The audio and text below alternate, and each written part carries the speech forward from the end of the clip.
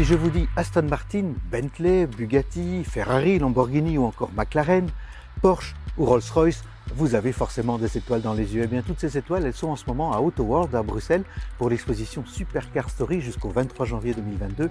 45 supercars d'hier et d'aujourd'hui.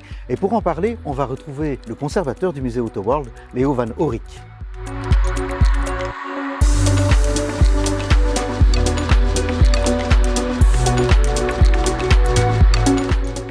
Bonjour Léo van Orik, vous êtes conservateur du musée Auto World ici à Bruxelles. Alors, quel est le but de cette exposition Supercar Story? On voulait rassembler toutes les voitures supercars d'après-guerre. Et on a quand même réuni une belle brochette. Une belle collection, oui, tout à fait. Oui. Et on est à côté de la plus ancienne ici, justement. Ça, c'est la plus ancienne. Oui. C'est une Alfa Romeo Disco Volante de Touring Superleggera. On en a fabriqué 4. Il y en a encore 3 qui existent. Celle-ci est la plus ancienne et les 2 autres sont des modèles fermés. Elle est de 52. 52. Donc on a 70 ans de supercars ici sur la mezzanine et dans le musée Auto World. Alors on va aller en voir quelques-unes parce qu'il y en a une que j'aime beaucoup parce que c'est des rêves d'enfant. C'est la Ferrari F40. Oui. Qu'est-ce qu'on peut dire sur cette fabuleuse Ferrari F40 qui est peut-être même la première hypercar de l'histoire de l'automobile, non? Oui, et une poster car en tous les cas. D'ailleurs, c'est la dernière Ferrari qui a été faite sous le règne de Enzo Ferrari. Oui. C'est le dernier modèle qu'il a approuvé.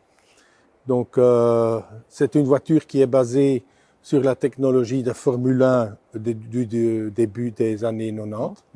Elle est dessinée par Pininfarina. Qu'est-ce que je peux dire? Très agressive, évidemment. C'est une voiture très sportive, avec un énorme aileron. Oui. Et pour une Ferrari, elle n'a pas de V12. Ah oui. Elle a V8 avec turbo. L'avènement des turbos et pour des turbos, on n'a pas besoin d'avoir 12 cylindres. Donc, c'est une voiture qui est d'ailleurs ces derniers temps devenue très populaire aux ventes publiques.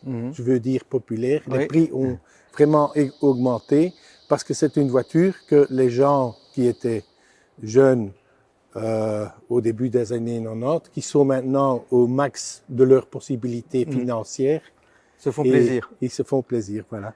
Mais alors, au niveau prix, je pense qu'on en a une autre là-bas qui coûte certainement aussi cher, c'est pas plus cher, c'est la 911 GT1. Oui. C'est aussi une voiture exceptionnelle, ça. C'est une voiture exceptionnelle qui nous a été prêtée par le musée Porsche d'ailleurs.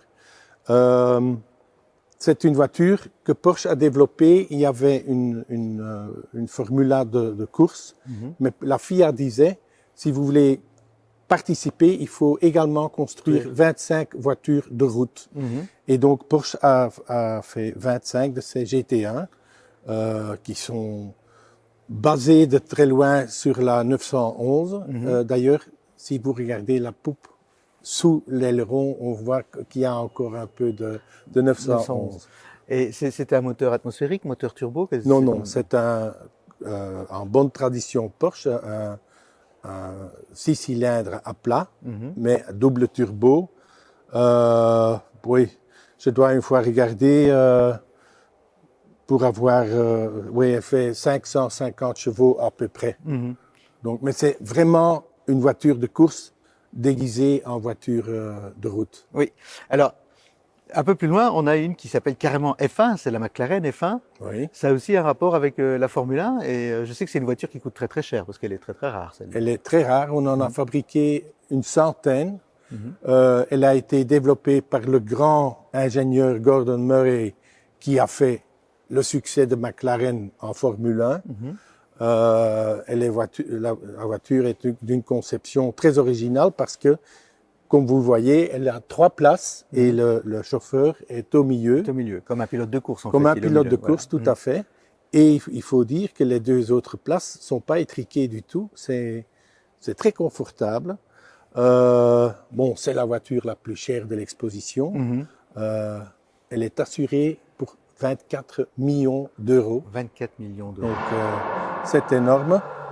Je crois que ces dernières années, aucune F1 n'a été vendu aux ventes publiques pour moins que 20 millions. Ah ben, pas mal.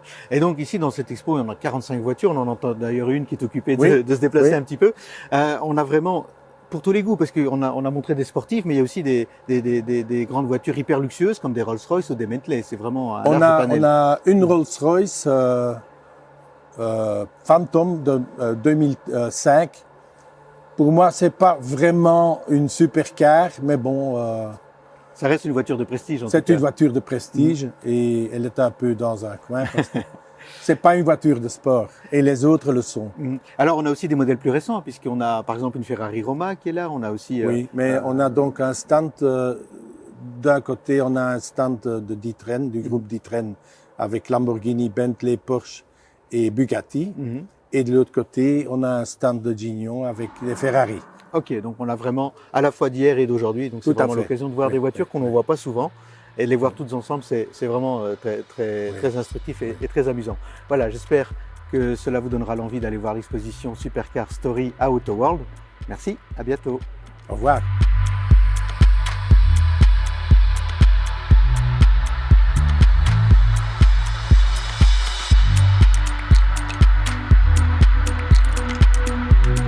Merci à tous pour votre attention et n'oubliez pas de nous retrouver sur notre chaîne YouTube Moniteur Automobile. Vous avez aussi des essais et plein d'actualités sur l'automobile.